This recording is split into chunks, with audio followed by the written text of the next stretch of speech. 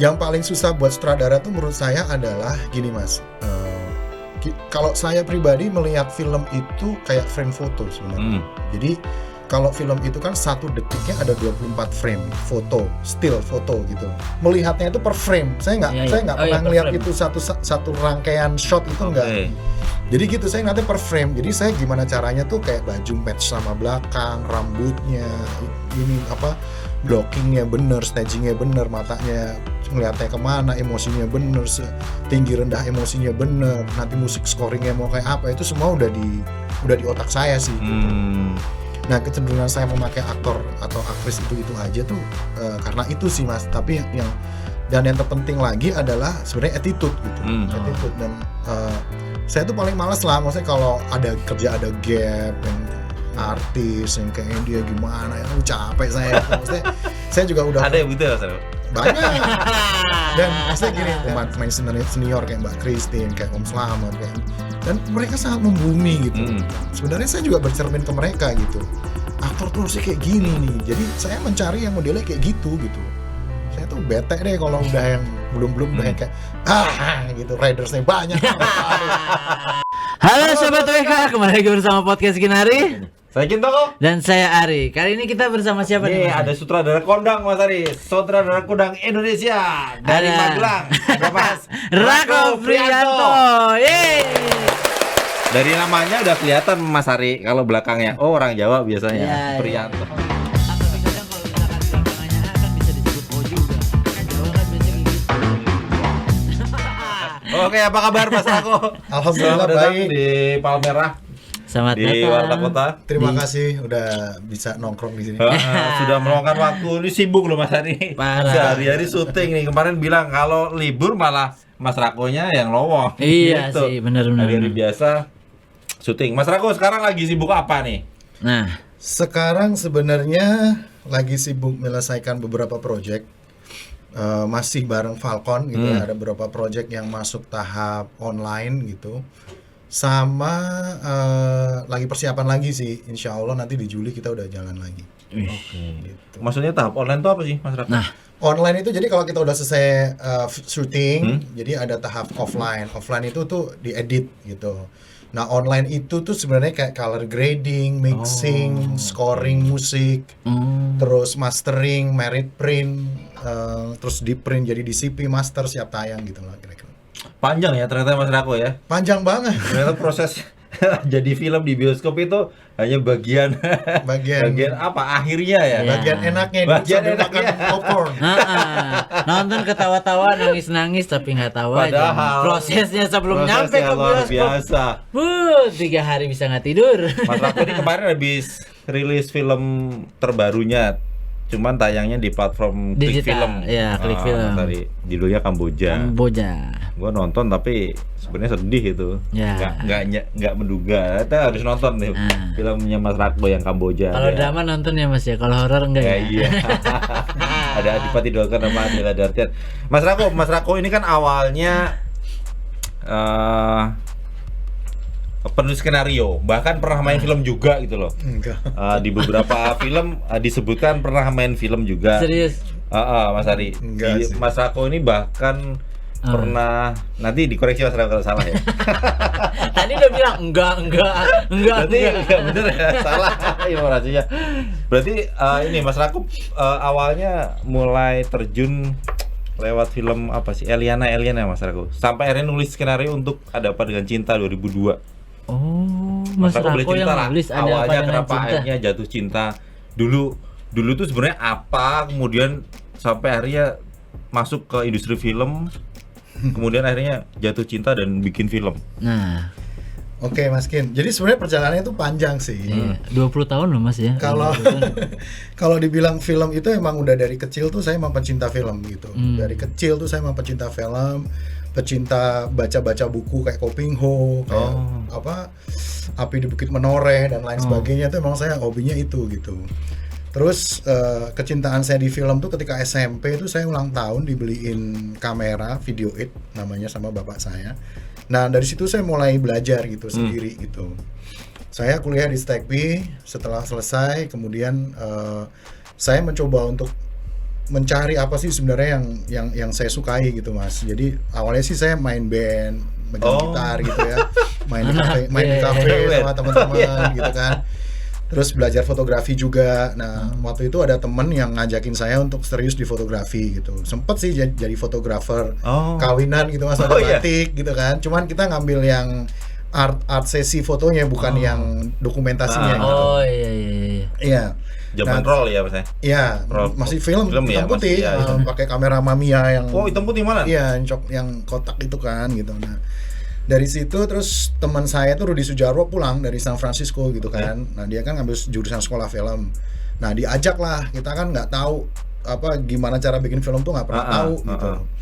Tapi Rudi percaya banget sama saya, terus langsung disuruh jadi asisten director gitu. Jadi saya bisa dibilang saya belajar singkat tentang film gitu. Jadi sama Rudi kasih buku, disuruh belajar ngedit, nonton film kita bahas, diskusi gitu kan. Nah sebenarnya film yang saya buat bareng Rudi itu awalnya itu judulnya Bintang Jatuh. Jadi yang main Dian Sastro waktu itu, Gary Iska, terus si Marcella Zalianti juga. 2000 berapa Mas itu? Itu 1999. Jadi karena waktu itu juga film Indonesia belum begitu familiar ada di bioskop. Jadi Rudi tuh beli proyektor gitu ya. Sampai sekarang masih saya simpen tuh proyektor. Kita tuh keliling kayak video kayak layar tancap gitu Mas. Keliling-keliling ke Jogja, ke Tegal, ke Semarang, kita keliling lah. Ternyata sambutannya baik gitu. Nah, di saat yang sama film Indonesia tuh lagi menggeliat adanya kelompok I13 itu loh, ada Mas Riri, ada Mbak Mira, ada Mas J, ada Mas Katon, macam-macam lah itu 13 orang itu, ada Rizal dan segala macam itu. Nah, Mbak Mira tuh nonton Bintang Jatuh kayaknya terus tertarik dia dengan kita gitu. Nah, kita diundang lah ke Miles nih ceritanya. Nah, ketika saya sampai Miles, disitulah sebenarnya kalau saya bilang saya belajar banyak tuh di situ, karena memang Miles itu bisa jadi kayak tempat apa ya, semua orang tuh datang ke situ waktu itu, kita duduk, kita diskusi, kita ngobrol, apapun bisa belajar. Mbak Mira punya perpustakaan yang bagus, Mas Riri juga dengan senang hati itu bisa ngobrol. Nah disitulah mulai Ada Apa Dengan Cinta gitu kan. Kita buat Ada Apa Dengan Cinta. Terus Mbak Mira waktu itu yang nulis Mas Jujur Prananto, Mas Jujur bilang sama Mbak Mira, intinya tuh Mas Jujur tuh merasa kayak saya butuh seseorang yang paham tentang dunia anak muda sekarang gitu. Akhirnya saya dilibatin lah di situ. Jadi kalau kita udah nonton itu, jadi semua dialognya Rangga itu yang bikin saya, dialognya Cinta dan gengnya itu ya, yang bikin Prima Rusdi, Mbak Prima gitu. Jadi gitu ceritanya. Nah terus ternyata karakternya ini, karena Mbak Mira waktu itu memang mengagumi sosok Suhogi gitu, salah satu referensi kita juga. Kayaknya karakter si Rangga ini dia harus punya sesuatu yang lebih. Nah akhirnya kita sepakat puisi lah gitu. Terus nyari puisi, terus Mbak Mira tahu kalau saya tuh tukang bikin puisi, coba aku bikin puisi gitu. Tapi emang iya Mas? Iya, jadi memang ada rentang waktu saya bilang tadi ya, saya tuh sempet yang kemana-mana tuh ya bawa jurnal, bawa kamera, foto apa, terus kemudian saya tulis di jurnal, saya gambar apa, emang gitulah. Sempat dibukukan gitu? Enggak, bukunya juga udah hilang, nggak tahu mana. Nah, udah dari situ mulai saya ke film gitu. Terus dari Miles, saya astradai Mas Riri, Eliana. Terus Mas Riri bikin Suwogi, tapi sayangnya saya nggak bisa terlibat jauh karena saya sakit gitu. Waktu itu saya terserang GERD gitu. Tapi penyakit saya itu ternyata membawa berkah buat saya gitu. Karena begitu saya kena GERD, saya berapa bulan gitu, hampir enggak bulan, setahun, saya nggak bisa kerja lapangan Mas. Akhirnya saya kerja di Cinemark sama Pak Leo Sutanto. Iya. Nah disitulah saya kenal sama putri-putri beliau, Cindy, Mitzi, Novi. Dan Pak Leo waktu itu juga lagi sedang pengen membuka pintu baru film gitu ya. Ini masih sinetron banget ya Mas. Ini kan sinetron banget gitu. Nah saya dilibatin di situ. Nah karena kebetulan saya juga sempat kerja bareng Dian, Distro ya, Dian Sastro di Bintang Jatuh. Ya udah saya coba tawarin cerita saya Ungu Violet, ternyata Pak Leo Sutanto oke. Itulah awal saya bikin film sebenarnya syutingnya tahun 2004 tapi tayang tahun 2005 gitu. Itu pertama berarti Ungu Violet ya? Ungu Violet itu pertama, sutradarain saya sendiri ya. Itu akhirnya pede ya dengan bekal pengalaman itu. 6 tahun ya, setelah perjalanan 6 tahun sama Mas Rudi Sujarwo dipercaya itu. Tapi memang gini sih Mas, saya juga nggak tahu kenapa ya. Ini bukan curhat tapi ini cerita aja ya. Tapi memang Saya tuh ngerasanya kayak film itu kayak dunia magic gitu, karena menurut saya mungkin karena saya dari kecil suka nonton film gitu ya, mungkin kerekam di otak saya gitu. Jadi kayak semua akademis tentang film itu tiba-tiba udah larut aja ke saya gitu. Jadi kayak garis linier, kayak staging. Padahal nggak pernah ambil teori ya Mas? Saya nggak pernah, saya cuma baca-baca dari Oke. Rudy, saya suka beli buku gitu juga sih, dan saya suka nonton film, saya bedah apa gitu. Tapi itu kayak ngalir aja gitu, kayak ngalir kayak saya ketemu apa ya, ya ini gue gitu, kayak klek aja Iya, gitu iya, Mas iya. gitu. Jadi kalau saya nerangin juga saya nggak bisa gitu. Padahal dulu nggak pernah bermimpi ya Mas ya untuk bekerja di film ya? Enggak, Sama sekali ya? enggak sih. Tapi Dari ya memang foto dari ya? kecil nonton seneng banget nonton Iya. film kayak Pengabdi Setan, kayak Susana dulu Zaman dulu ya? Zaman dulu kan kayak Pasukan Berani Mati, Jaka Sembung, Cut Nyadin, Cut ya, Nyadin itu ya. semua. Gue belum lahir lagi tuh filmnya tuh. Jadi pertemuan dengan Mas Rudi Sudjaro akhirnya membawa Mas Bawa Rako- berkah Iya, buat Mas film Rako ya? ya. Iya. Itu direncanakah itu saat itu Mas? Kejadian aja gitu. Jadi saya waktu itu buka kantor tuh di Pondok Indah ya, sama teman-teman saya fotografi yang saya cerita tadi Oke, tuh buat kawinan Ah. itu. Terus Rudy pulang, dia main ke kantor Kantor. kita gitu, terus diajak ngobrol. Terus Rudy bikin satu project untuk boleh nyebutin stasiun TV kan? Boleh. Satu project untuk SCTV Ah. gitu, judulnya 6. Jadi hampir kayak X-File gitu lah Oh. ceritanya. Cuman kayaknya waktu itu belum bisa diterima kayaknya, karena waktu itu masih masih zamannya sinetron dengan ter itulah, jadi belum bisa terima Tersajuk ya, kayak gitu. gitu. Saya nggak nyebutin. Aduh. Nah terus ya udah akhirnya itu project gagal lah gitu. Terus Rudy mencoba untuk coba kita bergerilya yuk. Akhirnya saya diajak ya. Itu nggak tayang berarti? Apa tuh? Yang Yang 6 enam. itu nggak tayang? Enggak, itu series padahal. Sebenarnya Iya. itu menurut saya itu salah satu, kalau waktu itu misalkan tayang itu sebenarnya modelnya udah kayak sekarang, udah kayak yang ada di Netflix, ada di HBO Go, ada yang modelnya udah kayak gitu sebenarnya dulu kita bikin. Cuman ya karena waktu itu mungkin belum masanya ya, jadi orang belum bisa menerima itu gitu. Oke. Jadi dari apa namanya? Petualangan dengan Mbak Mira, Mas Riri, kemudian juga Dari menambah Rudi Sudjaro dulu, Rudi dari Sudjaro. kemudian gabung dengan Milas, ketemu Pak Leo Sutanto, Mas Rako kemudian jatuh hati dengan film itu ya. Mas Rako sebenarnya sampai hari ini udah 2 dekade ya lebih ya. barangkali. Ya, pas kalau nggak salah tahun ini 20 tahun ya Mas. Kalau dihitung dari 2002 ya. Saya Iya. film pertama 2005. 2005. Kan yang 99 sempat juga maksudnya. Astrada. Iya, Asisten. maksudnya di industri ini. Iya, gitu. iya. Mas Rako yang otodidak bahkan sekarang barangkali bisa bicara di depan banyak mahasiswa perfilman barangkali Mas Rako. Kadang-kadang diundang. Nah, sebenarnya Mas Rako punya ini nggak apa namanya? Kalau jadi sutradara film itu memang harus ceritanya dari Mas Rako dulu kah, atau Mas Rako harus nunggu ide dari orang lain, atau tiba-tiba ada permintaan dari produser? Boleh cerita ke kami nggak Mas Rako? Suka dukanya itu apa, atau banyak sukanya? Karena 20 memang tahun. kalau kemarin Mas Benny Benke, teman kami liputan juga wartawan film, sebenarnya bikin film itu kan proyek yang rugi sebenarnya. Jadi investasi yang sebenarnya tidak menguntungkan, tanda kutip. Apakah seperti itu juga yang terjadi di lapangan? Gimana Mas Rako ininya? Gambarannya gitu, gambarannya. menjadi sutradara terus apakah benar tuh yang tadi jelasin proyek rugi itu memang Jadi ya udah. kalau bisa kita bilang gini sih, sebenarnya kan semua itu kan dibalikin ke bisnis plan ya, dan menurut saya resiko itu bisa dihitung. Resiko itu bisa Dari dihitung dari awal gitu. Dan jangan dilupakan bahwa industri ini karena sudah reguler jalan meskipun kepotong pandemi, tapi dari sejarah dari mulai Sherina sampai sekarang itu kalau kita jeli itu ada statistik sebenarnya. Ada statistik, ada apa ya, kecenderungan musim gitu, maunya ini cerita kayak apa sih, larinya kemana, ini Oke. sedang kemana gitu. Itu sebenarnya ada. Jadi semua bisnis itu menurut saya bisa dihitung gitu. Nah kalau seorang produser atau PH yang jeli, sebenarnya dia bisa kemudian menghitung resiko itu gimana caranya nggak rugi. Nah, biasanya yang suka merugi itu adalah teman-teman yang punya semangat tinggi gitu ya, pokoknya pengen bikin film gitu dengan kapasitas home industry gitu ya, maksudnya bikin PT sendiri, bikin PH sendiri, nggak punya pengalaman, baru selesai sekolah film gitu ya, sangat idealis gitu ya, nggak tahu market, nggak tahu data, nggak tahu apa, bikin gitu. Nah, mungkin itu mungkin kejadian gitu ya, mungkin kejadian dengan idealisme dia gitu.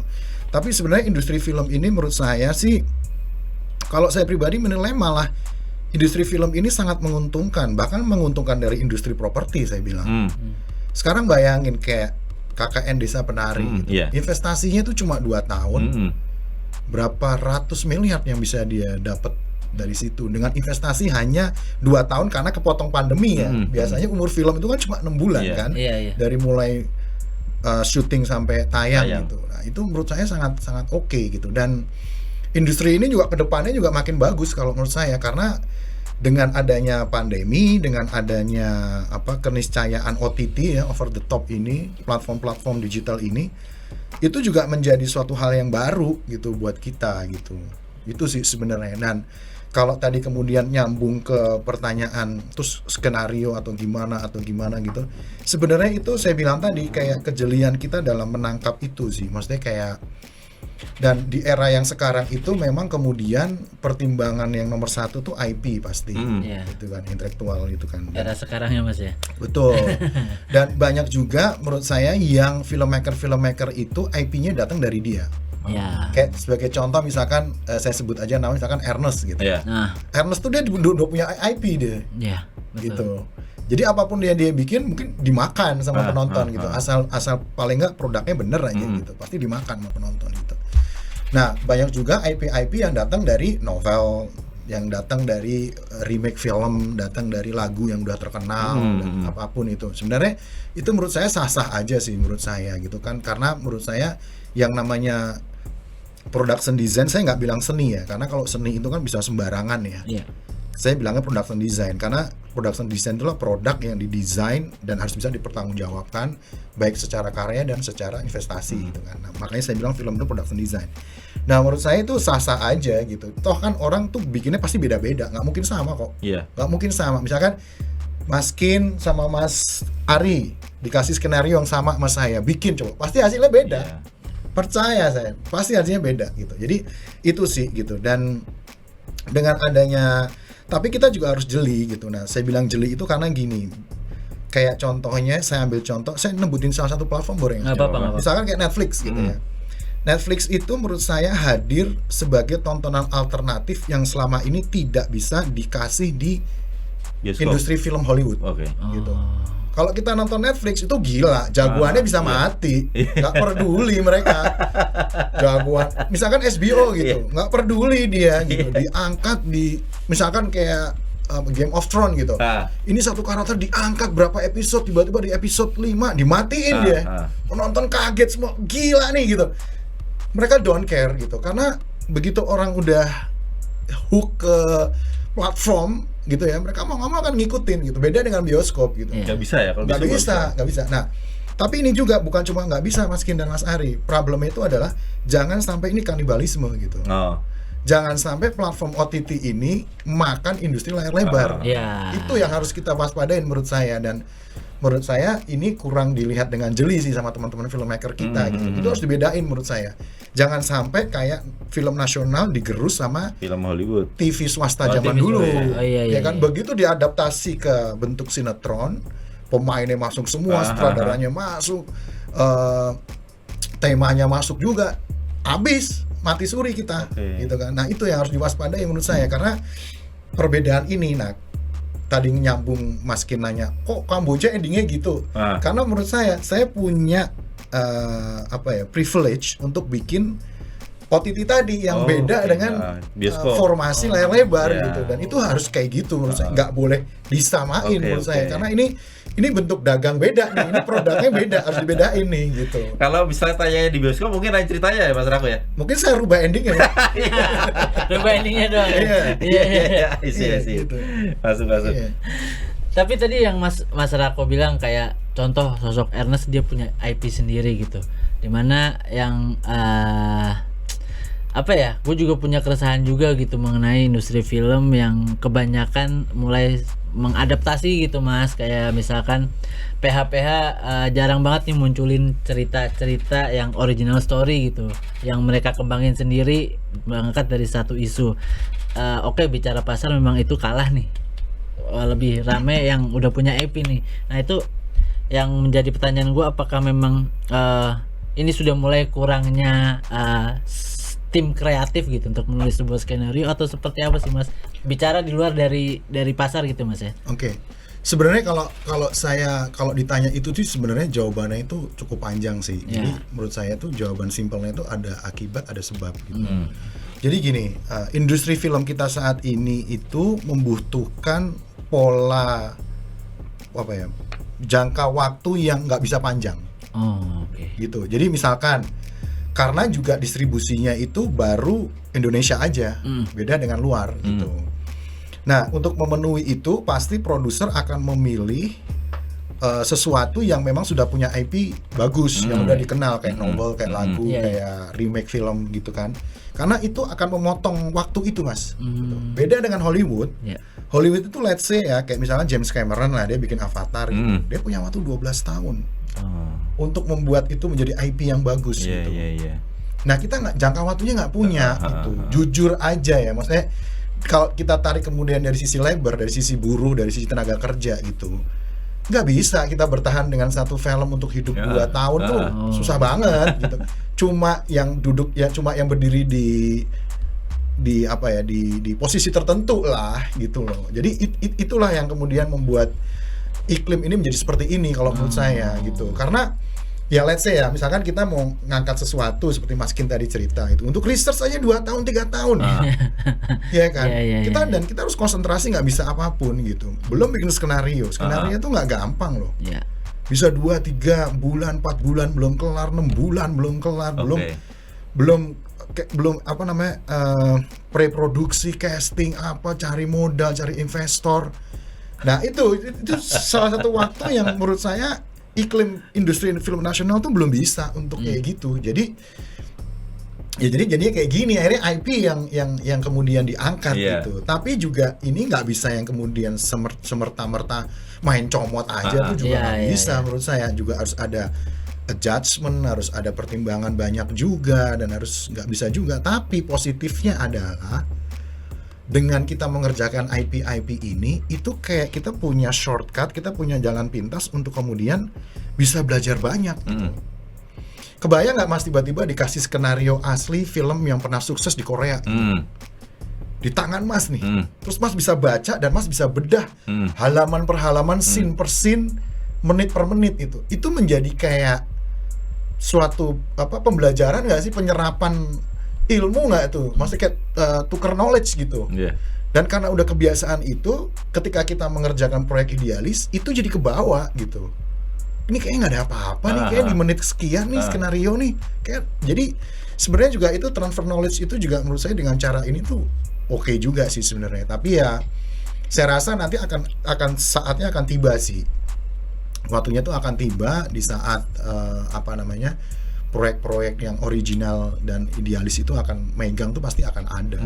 Dan itu semua pilihan sih sebenarnya. Karena teman-teman juga banyak yang tetap berdiri di platform yang idealis, tetap original gitu, ada banyak gitu.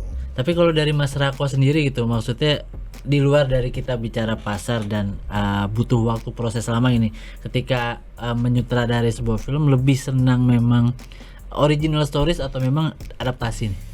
Kalau saya sih jujur sebagai sutradara sih, saya apapun seneng, karena saya emang hobi banget bikin film gitu. Saya senang bikin film gitu, maksudnya mungkin kalau saya bilang sama istri saya tuh cinta pertama saya tuh film. Jadi jangan cemburu ya. Jadi ya gitu. Jadi. Tapi lebih kemana gitu Mas? Tapi bicara. Kalau kita saya bicara tentang ini dulu ya, remake dulu ya, original kan, dari kalau kita nggak usah ngomongin novel ya, kita ngomongin remake film luar gitu. Ada tekanan tertentu sih, ada tekanan tertentu untuk filmmaker dan pemain filmnya tentunya gitu. Pasti akan ada perbandingan kan, bagusan mana media ini pastinya, gitu, pastinya. Dan itu menurut saya kalau nggak disikapi dengan bijaksana itu bisa jadi bumerang juga. orang jadi ketaker. Oh, ini orang cuma kayak segini nih kemampuannya, ketaker gitu kan. Iya, ketaker, Gitu. Nah, itu juga sih, tapi positif thing-nya adalah tadi bisa transfer knowledge menurut saya secara tidak langsung gitu. Tapi kalau kita ngerjain cerita yang original, itu kepuasannya beda sih. Beda, karena itu lahir dari kita ngebentuk sendiri. Pemain juga bisa membentuk karakter sendiri gitu. Itu beda banget sih, Mas. Remake itu kan baru belakangan ini ya, Mas Rako ya? Iya, yang tadi Iya, gue bilang 3 tahun belakangan ini baru tren dari 2017 atau 18 tuh pelan-pelan 2017 tuh udah mulai pelan-pelan muncul nih karya-karya remake dari novel, bestseller gitu. Tapi Terus, remake itu juga ada beberapa jenis, Mas. Maksudnya kayak misalkan Mas Riri ngerjain Bebas, itu kan remake film Korea. ya, betul. Itu cuma Mas Riri nggak plek-ketiplek. Iya. Sama Mas Riri dibongkar abis gitu. Jadi remake itu juga nggak langsung, Nggak melulu ya, nggak melulu tiba-tiba plek-ketiplek gitu. Tapi ada juga yang sampai shot per shotnya juga dicontoh juga ada. Oke. Kalau begitu mah lebih ringan buat sutradara kali ya, Mas ya. Lebih enteng. Lebih enteng ya. Tapi kalau buat saya malu lah gitu kan. Masa ujian tinggal nyalin punya orang. Iya. Cuma jarang ya Mas Rako buat remake mah belum pernah ya? Yang tayang belum, tapi syutingnya udah. Oh udah ya. ada berarti ya. Iya. Oke. Nah, Mas Rako sebenarnya dari perjalanan itu, dari ceritanya Mas Rako tuh kami membayangkan bahwa ternyata ribet loh jadi sutradara itu sebenarnya ya Mas ya. Ribet sih, Apalagi kalau filmnya ternyata film biopik, Ya. film biografi, Ya. ketokohan gitu. Boleh diceritakan nggak Mas Rako? Sebenarnya apa yang dilakukan sutradara saat awal dapat cerita sebelum akhirnya syuting? Ini apa genre-nya nih? Karena beda-beda. Begitu ya? Iya, misalnya kayak tadi Mas Kin bilang biopik gitu. Keterlibatan sutradara kalau biopik sih yang saya alami ya, saya beberapa kali bikin 3 Nafas Likas, terus kemudian Sang Kiai juga. Itu dari nol, kita Risetnya dari nol, dari izin kesana kesini, nyari narasumber. itu termasuk tugas sutradara? Sebenarnya iya, tapi biasanya kalau sutradara yang sudah established dan sudah sibuk sih biasanya dia punya tim sendiri Ya, atau oke. menyerahkan itu ke penulis skenario gitu. Tapi kalau saya pribadi saya nggak bisa. Saya harus in touch gitu, Oke. karena menurut saya soul kita tuh nggak akan bisa digantiin lah gitu. Iya, betul. Jadi gitu sih. Kalau drama? Kalau drama tuh sebenarnya ngelakuin sutradara. Let's say misalkan kita nggak nulis skenario gitu, nggak terlibat ya. Jadi kita dapat skenario udah jadi gitu. Yang dilakukan sutradaranya pasti baca skenario, yang kedua memahami skenario, kemudian menerjemahkan skenario dari bahasa tulisan ke bahasa audiovisual. Oke. Ya, itu pasti dengan shortlist, dengan segala macam gitu. Habis itu pasti membuat sebuah production design gitu. Dan itu kerjanya tuh nggak bisa sendiri, didampingi. Kita diskusi dengan produser gitu. Kayak produser ini gunanya untuk ini pricingnya mau di mana sih, price-nya mau berapa, ya ekonomi lah Mas gitu. Penontonnya umur berapa, siapa yang mau main, apa segala macam itu diskusi terus harus terus jalan. Habis itu kita harus menentukan production design bareng art director yang pasti. Ini mau dibawa kemana nih? Kayak misalkan drama, let's say ini kelasnya ke atas nih. Ya kita menentukan kayak bajunya, garmentnya, apa segala macam. Kita coba belakang tembok warna apa, komposisinya apa, kemudian kita bicara dengan sinematografernya gitu, kameramannya, DOP-nya. Ya itu dari bahasa audiovisualnya gitu, karena semua film tuh beda genre-nya Mas, horor, drama. Horor pun tuh beda-beda, ada thriller, suspense, spiritual tuh eksekusinya beda-beda sebenarnya. Jadi bisa dibilang tuh sutradara tuh bisa kayak payung gitu Mas, yang di atas yang bisa melihat semua. Tapi alhamdulillah karena memang saya masuk ke industri ini dari bawah, jadi saya bisa tahu gitu, bisa tahu dari atas ke bawah gitu. Saya sih beruntungnya itu aja sih, dan saya kalau sama teman-teman kru tuh kan egaliter ya, jadi kayak nggak ada batasan gitu.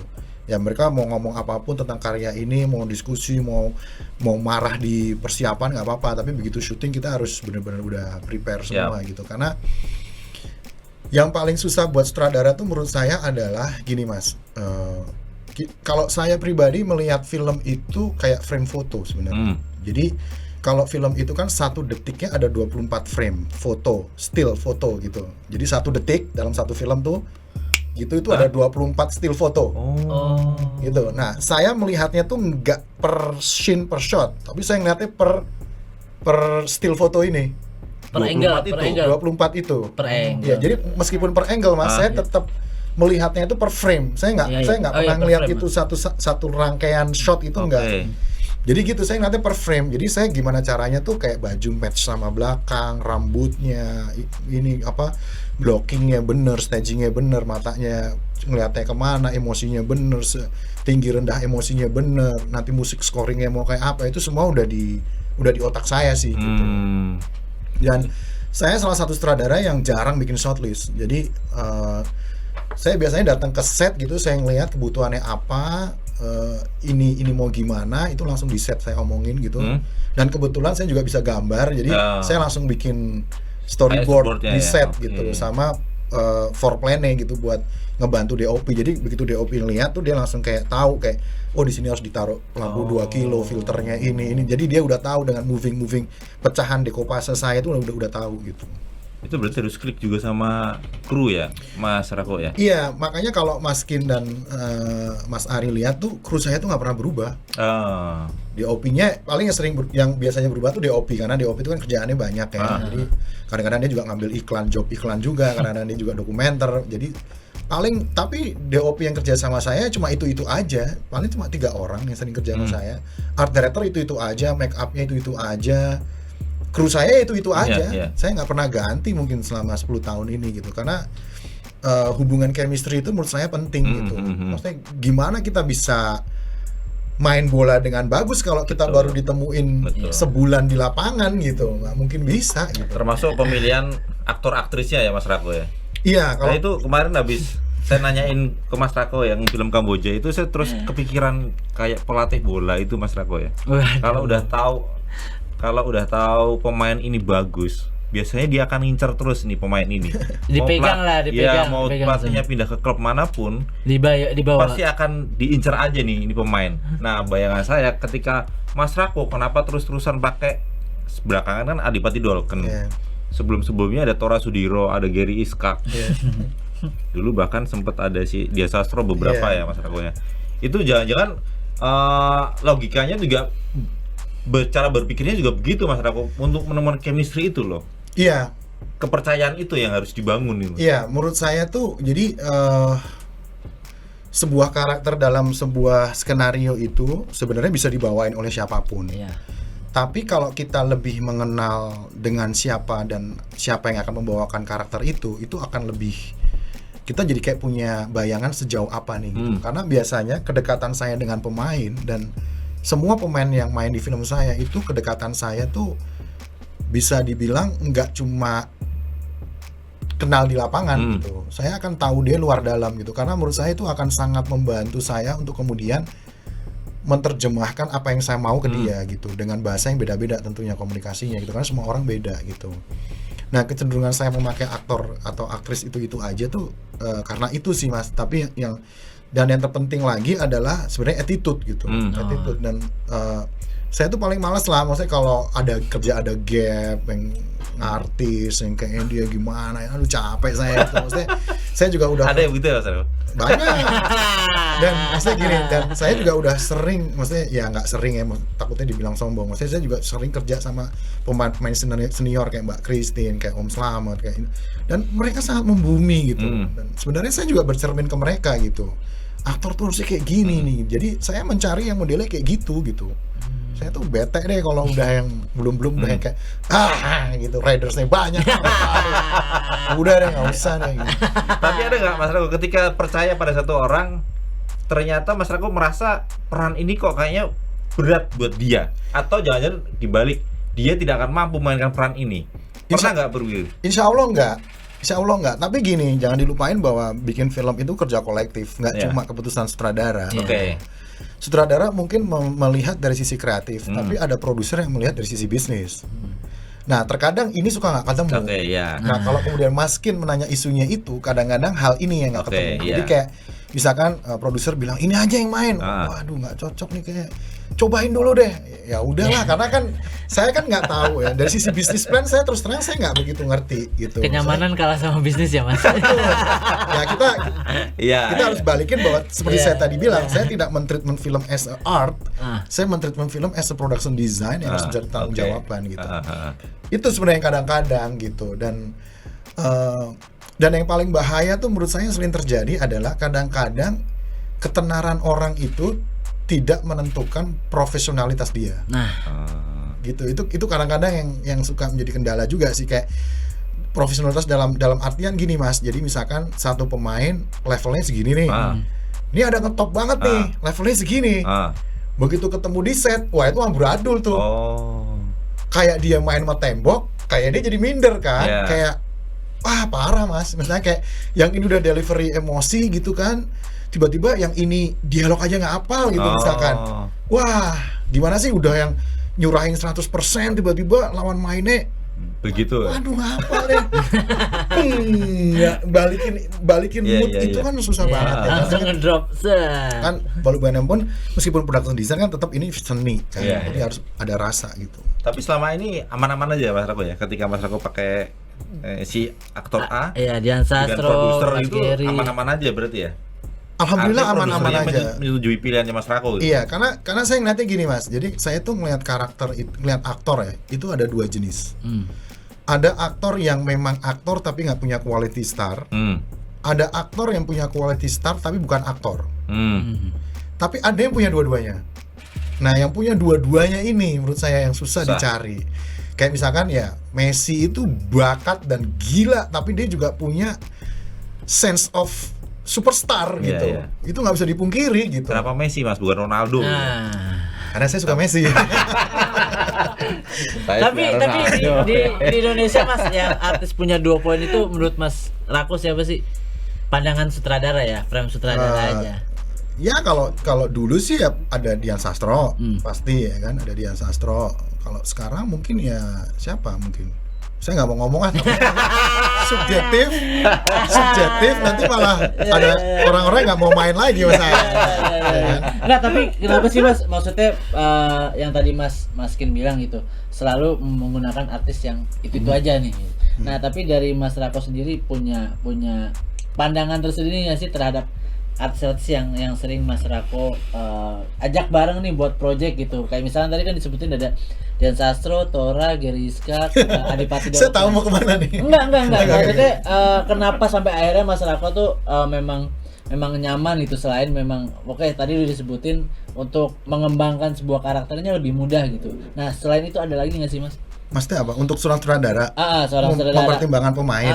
Bukan apa maksudnya kayak misalkan selalu contohnya kayak Adipati Dolken banyak di film Mas Rako, terus kayak Dian Sastro dulu sering 2 atau 3 film tadi disebutin kan main sama Mas Rako, terus Gary Iskak, terus ada Tora gitu. Maksudnya pertimbangannya apa gitu sampai akhirnya sering mengajak mereka untuk proyeknya Mas Rako gitu. Kalau saya bilang sih tadi udah saya sebutin semua ya. Ya. Mungkin yang kedua mungkin faktor psikologis kali.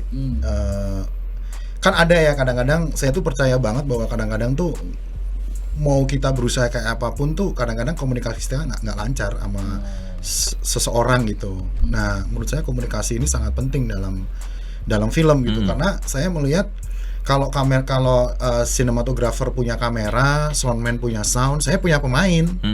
Jadi kalau saya nggak tahu tombol-tombolnya dan cara settingnya, amburadul tuh. Gitu. Kepercayaan itu ya Mas Rako ya, yang penting ya. Di antara banyak film yang paling oke menurut Mas Rako yang punya apa ya? Punya cerita yang tidak terlupakan barangkali apa Mas Rako, dia dari awal apa Dari 20 tahun berkarir lah di sini lah. Ungu Violet ya Mas Rako ya? Iya, dari umum. Ungu Violet, kemudian terakhir Kamboja, sempet gue sama Mas Rako pernah ke Singapura Mas Ari. Asal Kau Bahagia yang dari film filmnya lagunya Armada. Iya. Warkop DKI juga Iya. sempat Mas Rako sampai Maroko ya Mas Rako Iya. ya. Nah, ada nggak cerita yang di antara banyak film Mas Rako yang mengesankan barang? Ya semuanya pasti mengesankan, tapi yang paling tidak terlupakan gitu. Apa ya? Saya tuh bikin film tuh kayak masuk ruangan-ruangan gitu Mas. Kayak misalnya kita bikin horor, kayak masuk ruangan horor, bikin apa. Jadi masing-masing tuh pasti punya cerita yang mengesankan sih pasti gitu. Tapi mungkin yang baru pertama kali saya lakukan mungkin justru Sensano Savana kali. Jadi saya sakit tapi harus syuting, akhirnya saya ngederek dari dalam mobil. Oh itu? Nggak turun sama sekali karena sakit ya. Selama berapa hari itu Mas? 6 hari. 6 hari itu mendirect di dalam mobil? Dalam mobil, iya. Kenapa dipaksain itu? Ya karena udah tuntutan harus udah jalan gitu. Maksudnya kita bikin film tuh kayak kita buka keran, Mas. Kalau kerannya udah dibuka air akan keluar terus kan gitu loh. Jadi ya kita harus cara berhentiin keran ya project itu selesai gitu. Jadi 6 hari saya benar-benar di dalam mobil tuh. Jadi seperti apa tuh Mas prosesnya? Gue jadi pengen tahu. Nggak bisa bayangin itu, Mas. Mendirect dari dalam mobil ya kan? Iya, jadi dalam ya, kondisi kayak Mas itu Rako. aktornya siapa? Adipati Dolken juga. Dalam posisi Mas Rako memang udah duduk aja gitu di jok gitu atau memang Iya, saya kasur duduk. gitu? Enggak, saya duduk gitu kan, duduk di jok. Karena sakit banget waktu itu, jadi monitor segala macam tuh ada di dalam mobil. Yang penting alat komunikasinya lancar aja kayak HT, kayak apapun itu gitu. Tapi itu susah nggak sih Mas? Susah banget kah atau memang Susah karena saya ini kebiasaan saya tuh emang selalu deket kan dengan set, atau kadang-kadang saya menjauh, memang sengaja menjauh dari set gitu. Saya ke monitor menjauh, tapi kadang-kadang saya juga kebanyakan saya justru dekat ke set gitu, di samping kamera, di samping pemain gitu. Karena memang kedekatan itu yang harus dibangun, rasa percaya itu yang harus dibangun gitu. Saya kalau sama beda pemain, ya Mas, sama jauh gitu beda ya? Beda Mas, beda. Jadi kadang-kadang saya menjauh gitu karena memang ada treatment tertentu gitu yang memang saya harus menjauh gitu supaya pemain itu bisa menginterpretasikan sendiri gitu. Kadang-kadang saya mendekat gitu karena saya merasa kayak saya harus deket nih sama dia karena ya namanya orang nari kan harus soul to soul, harus gitulah gitu. Dan saya merasa dengan kehadiran saya mungkin dekat dengan mereka tuh mereka akan lebih lebih oke lah gitu. Itu selesai tepat waktu Mas proses syuting atau agak mundur gitu karena Tepat waktu ya. Waduh. Jadi itu sih.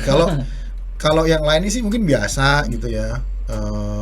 Yang paling luar biasa sih itu sih, saya ngedirect 6 hari dari mobil karena saya sakit gitu. Gak bisa diundur gitu Mas, maksudnya saat itu gitu? Nggak bisa ya? Karena ya berhubungan dengan lokasi syuting yang udah di DP, schedule pemain yang dia harus syuting atau dia harus punya kegiatan lain lagi. Ya, dan kru juga kan, dia punya job yang lain lagi, bukan cuma syuting itu aja gitu ya, mau nggak mau harus kita lakuin. Totalitas Mas Hari.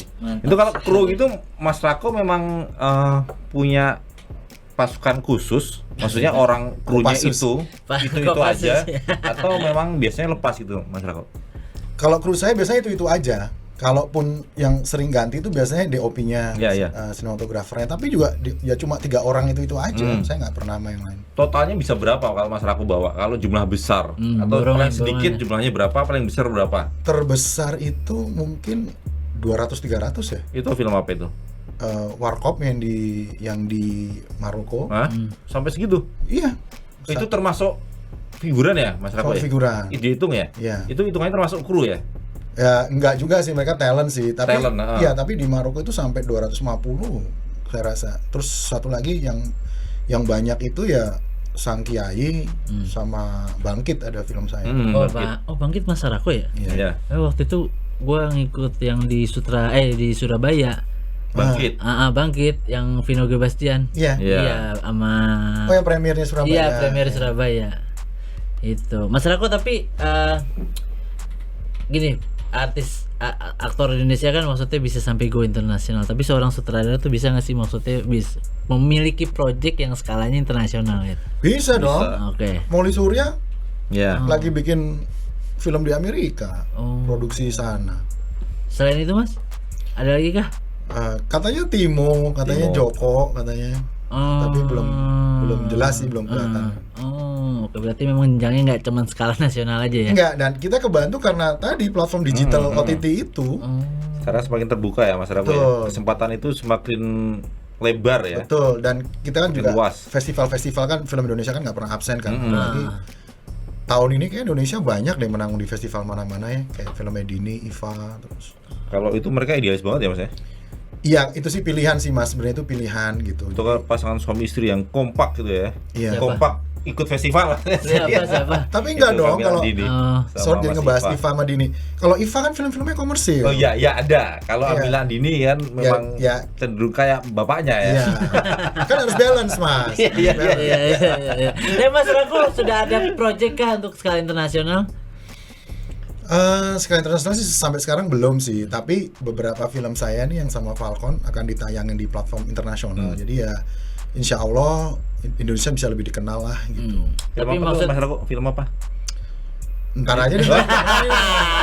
Tapi itu termasuk impiannya Mas Rako nggak sih ketika mulai menggeluti ya, industri ini nih? Ya memang saya suka banget sama film, itu nggak bisa dipungkiri sih Mas, dan saya sangat beruntung saya bisa ada di sini, dan dalam posisi sekarang nih juga ya beruntung banget gitu. Makanya punya impian sampai ke skala internasional itu maksudnya dari dulu Sebenarnya sih kalau pikiran nggak? gini ya, skala internasional itu dalam artian film saya didistribusikan internasional atau Project. saya syutingnya, maksudnya saya dapat project dari PH internasional PH gitu. internasional gitu. Ya pengen banget. Tapi kalau syuting di luar sih sering saya, kayak di Maroko, di Kanada, di New York, di Malaysia, di mana lagi ya, Hong Kong, sering. Jalan-jalan ya masyarakat ya. Sekarang jalan-jalan itu ya. Iya, jadi menurut saya film itu asik lah gitu. Kalau misalkan saya tidak berusaha untuk mendiskreditkan profesi lain, tapi film itu bisa meja kerja kita tuh ada di tebing, di pinggir laut, bisa di gurun, bisa di, bayang nggak sih gitu kita kerja sambil ngeliat gurun, ngeliat pantai, ngeliat gunung, ngeliat ya itulah gitu. Setelah Mas Rako tadi selesai ya menyiapkan praproduksinya, kemudian syuting. Apa yang kemudian dilakukan sutradara setelah syuting, Mas? Setelah syuting itu prosesnya masih panjang, Mas. Sebelum tayang di bioskop. Iya, ada namanya editing offline. Editing offline itu jadi sutradara pasti duduk bareng editor untuk mengedit filmnya gitu kan. Setelah itu kita presentasi ke. Itu masih tugas sutradara itu ya, Mas ya? Masih lah, masih kan kita yang tahu tempo pacing kita, yang tahu shot kita, yang tahu maunya kita. Karena biasanya editor itu tidak ada di lapangan ketika eksekusi gitu. Kita tetap duduk gitu. Biasanya sih harusnya director cuts dulu. Jadi offline lock menurut sutradara dulu, baru kita presentasi ke produser gitu. Itu memotong-motong gambar film itu maksudnya saat itu pekerjaan itu, Mas? Iya. Itu mungkin sekitar 1-2 bulan lah. Lama juga ya? Lama, Mas. Apalagi kalau editornya jobnya banyak, lebih lama lagi. Iya. Nah, setelah itu apa ya Mas Rako yang dilakukan? Setelah itu nanti produser akan melihat dari sisi bisnis. Jadi dia punya kacamata sendiri dari saya gitu. Setelah director cut tadi selesai, ke produser, dia akan menilai sendiri gitu. Maksudnya produser tuh pasti akan menilai karena dia punya bisnis plan ke depan kan. Jadi kayak, wah ini sini nggak usah nih karena menurut saya ini kurang ini bahaya nih karena contohnya misalkan sin mabuk-mabukan nggak usah deh karena pangsa pasar saya nih kaum anak muda agamis misalkan kayak gitu nih, contoh aja nih misalkan kayak gitu. Selesai dari situ master dipecah, Mas. Satu ke mixing, sound, satu ke color grading. Jadi color grading tuh semua warnanya dibenerin. Gitu. Satu ke musik scoring. Jadi yang ngisi musiknya. Satu lagi ke CGI atau special effect gitu. Kalau ada efek-efek apapun gitu. Nah, biasanya nih 4 orang ini biasanya kerja itu sekitar sama 1-2 bulan lah gitu. Kalau sound mixing itu biasanya sutradara nanti duduk ketika final mixing. Jadi kalau sound itu bisa dibilang tuh kayak meng-create suara pintu dibuka, langkah kaki, suara angin, suara pohon, suara tabrakan, spesial efek sound dimasukin, suara tembakan, whatever lah. Kalau ada dialog yang kurang jernih, akan ada dubbing. Nah, itu biasanya sutradara mendampingi karena takutnya pemain yang udah lama nggak terlibat dalam, takutnya lupa mereka karena udah produksi film lain atau apa gitu. Jadi harus didampingi sutradara gitu. Nah, kalau musik scoring tuh biasanya juga sutradara tuh duduk nanti ketika presentasi musik scoring sih. Jadi dia bikin musiknya tuh kira-kira 1-2 bulan lah gitu.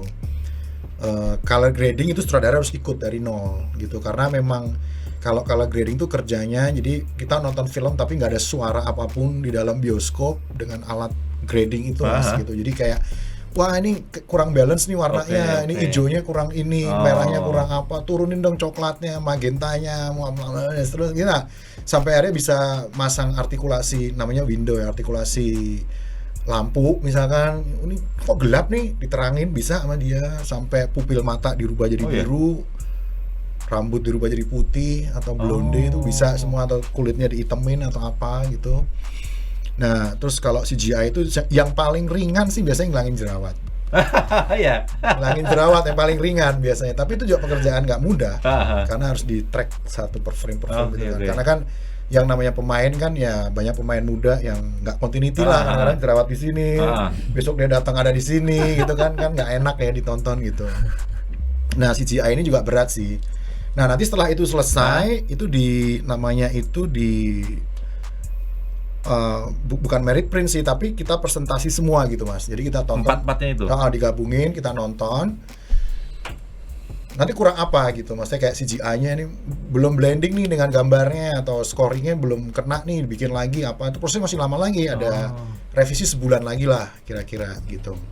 Nah nanti begitu selesai hasil gambar yang udah di grading itu Mas, dikasih ke CGI gitu, karena dia harus ngeblend, dia harus punya namanya LUT gitu, jadi dia harus punya gambar yang udah jadi, yang udah diwarnain gitu supaya dia gambarnya bisa ngeblend. Setelah di blend di situ dibalikin lagi ke grading supaya di grading lagi ulang gitu.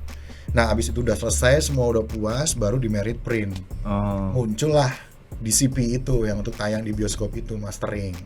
Biasanya itu 2K, 4K atau 6K kualitasnya gitu. Panjang Gitu banyak ternyata. Ribet ya? Iya. Sutradara semua ya yang mendampingi ya. Iya. Mas Rako, ini terakhir nih, kira-kira terakhir dari saya. Dari banyak aktor dan aktris yang sering Mas Rako pakai jasa aktingnya, siapa yang paling berkesan? Wah ini dia Di nih. film apa? Susah nih jawabnya. Aduh. Kalau menurut saya sih yang paling berkesan sih, jujur menurut saya itu Ibu Christine sih. Karena Mbak Christine itu punya metode sendiri dalam berkarya gitu. Jadi saya cerita aja nih sedikit ya. Jadi ketika saya bikin Sang Kiai, kita reading, terus Mbak Christine waktu itu dia main sebagai, saya lupa namanya Nyai siapa ya, Nyai Kapu. Nah Mbak Christine itu minta untuk ketemu dengan keturunannya Nyai Kapu, ada di Kediri sana gitu. Oke. Saya dampingin beliau ketemu gitu, ternyata dia ketemu tuh minta kebayanya, minta behalong torsonya, minta kainnya, minta selendangnya, minta kerudungnya. Terus dia bilang kita pulang ke hotel, terus besok paginya, Rako besok kita kesana lagi ya gitu. Jam 10 saya tunggu Mbak Christine di lobby, beliau nggak muncul-muncul. Saya suruh asisten ngejemput, pas datang tuh ternyata dia udah pakai bajunya Nyai Kapu. Dia keluar di lobby itu tuh saya udah nggak ngeliat Mbak Christine. Cara berdirinya udah beda, matanya, cara ngeliatnya udah beda, gesturnya udah beda. Bahkan beliau megang tasbih. Oh iya. Sepanjang jalan tuh dia astagfirullah gitu. Dan yang lebih gilanya lagi, begitu saya sampai ke pesantren Kapu Rejo itu di Kediri, kita turun, itu anak cucunya Nyai Kapu dan adiknya itu begitu ngeliat Mbak Christine tuh langsung pada Mbah Kundur, Eyang Kundur, langsung cium tangan Mbak Christine semua kan, gila. Padahal mereka lebih tua dari Mbak Christine. Iya. Sama Mbak Christine mereka dirangkul, digandeng, masuk ke dapur, mereka masak dengan cara tradisional yang Itu pakai belum bambu. syuting ya, Bre? Belum, pakai bambu itu. Iya. Gitu loh. Apa namanya itu ya? Ada namanya itu, Mas. Iya. Nah, wong Jawa ngerti. Semprong. Bukan semprong kan sentir. Enggak, Mas, semprong Ya gitu ya. Aku kurang ngerti jenenge. Gitulah pokoknya Iya. intinya itu kan. Mereka makan, habis itu Mbak Christine deketin saya. Rako, saya udah gak kuat nih, kita pulang gitu. Udah kita pulang. Jadi Mbak Christine proses reading dan pendalaman karakternya cuma kayak gitu. Dan menurut saya itu luar biasa sih menurut saya gitu. Dan saya baru tahu belakangan ternyata Mbak Christine itu juga nggak suka pakai make up. Jadi dia nggak mau di make up biasanya gitu. Maaf ya Mbak Christine saya ini. Maksudnya natural ya? Dia suka.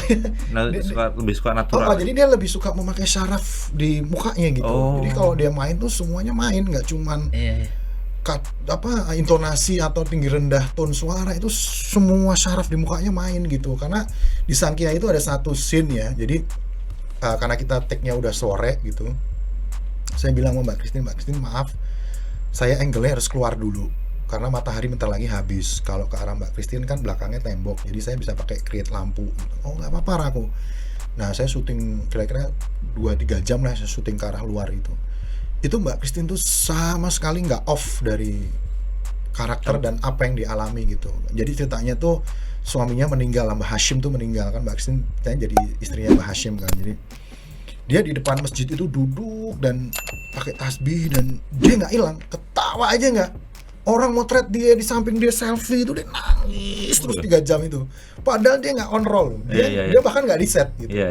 Nah menurut saya itu gila sih, maksudnya apa ya, kayak ini dia ke acting ya? Ke acting tuh, ke profesi dia tuh gila banget sih. Tapi luar biasa Mas Rako bisa menarik aktris sehebat beliau gitu loh. Sebenarnya sih semua aktris hebat tuh sebenarnya asik sih diajak kerja Mas. Mereka tuh nggak ini kok, nggak yang nggak privilege itu, nggak asik justru mereka itu gitu. Tergantung ceritanya barangkali. Tergantung ceritanya ya, dan pasti ya mereka milih lah gitu. Iya. Itu salah satu pengalaman saya sih yang menurut saya sangat berkesan gitu. Dan bersyukur itu dapat Piala Citra tuh ya. Ya alhamdulillah. Festival Film Indonesia 2013 ya Mas Rako ya. 2013. Termasuk bonusnya Adipati Dolken ya. pemeran pembantu utama pria terbaik FFI 2013. Oke Mas Ari, terakhir dong. Mas Rako tadi selain di dalam mobil gitu, di yang berkesan di mana sih lokasi? Di lokasi mana atau di saat di pinggir tebing atau di mana gitu yang paling berkesan buat Mas Rako tuh selama menjadi sutradara tuh? Dan kenapa di situ? Lokasi syuting ya. Sebenarnya sih ada beberapa ya, tapi menurut saya yang paling berkesan mungkin ketika saya syuting di Maroko ya. Iya, Maroko. Di Maroko karena di Maroko itu tiba-tiba jadi panas, suhunya harusnya bisa jadi. Saya diundang itu Mas Ragu karena nggak jadi berangkat ya. Nggak jadi. Aduh. Jadi itu bisa panas Mas, tiba-tiba bisa 45 sampai 39 derajat gitu, 42. Tapi bisa tiba-tiba bisa jadi kayak minus gitu. Kalau pas masuk malam. Jadi kadang-kadang kita kena badai pasir gitu. Melek aja nggak bisa gitu, kena badai pasir. Itu nginepnya di situ juga? Iya di sekitar situ. Karena memang gini, Maroko itu industri filmnya itu sangat maju gitu. Jadi karena Hollywood suka syuting di situ, jadi infrastrukturnya itu udah bener banget Mas. Jadi banyak set-set yang dipakai Hollywood itu di situ juga udah ada hotelnya. Jadi kita tinggal 5 menit aja jalan gitu. Tapi karena di lokasi yang seperti itu, alamnya kayak gitu ya, jadi kayak gitu. Tapi syuting yang paling berkesan menurut saya lokasi di dalam kapal sih Mas. Itu apa? Film apa tuh Mas? Ada Menyatu Cinta. Saya kemarin syuting juga gitu, kapal gitu, kita harus ngeliat monitor gitu kan, kayak naik wahana Dufan Mas. Kalau nggak kuat-kuat ya gitu. Bikin mules tuh ya. Waduh, parah itu. Parah. Di atas kapal memang perjuangannya juga besar juga tuh Mas, di atas kapal tuh ya. Iya, kayak ya ribet aja Mas, mumet Mas. Kita naik mobil ngetik HP pusing kok. Kapal gitu loh, kayak naik monitor kan gitu kan. Wah, itu parah sih. Saya juga pernah ngederek sambil nyetir, saya juga pernah. Jadi sini kejar-kejaran, saya bilang pasang monitor di salah satu mobil gitu, saya ikut ngejar, jadi kayak ngeliat depan, ngeliat monitor gitu. Keren. Oke Mas Rako, banyak cerita Mas. sebenarnya Mas Ari ya. Menarik nih, inspiratif nih ceritanya nih. Cuman kayaknya abis ini ngobrolnya banyak nih Mas. Terima kasih Mas Rako sudah mampir ke Warta Kota. Terima kasih sudah berbagi ceritanya Mas Rako. Ditunggu film berikutnya, film baru. Banyak filmnya Mas Rako yang masih tertunda, mudah-mudahan segera tayang di bioskop ataupun nanti di platform digital. Ditunggu nih karyanya yang nampil di HBO. Amin. Ya wes Mas Rako, terima kasih buat teman-teman yang sudah nonton. Semoga ini bermanfaat buat kalian yang suka sama dunia perfilman dan mau jadi sutradara. Dan sampai situ aja, jangan lupa untuk di like, di subscribe dan juga di share. Oke, see you, bye bye. Jangan lupa subscribe ya.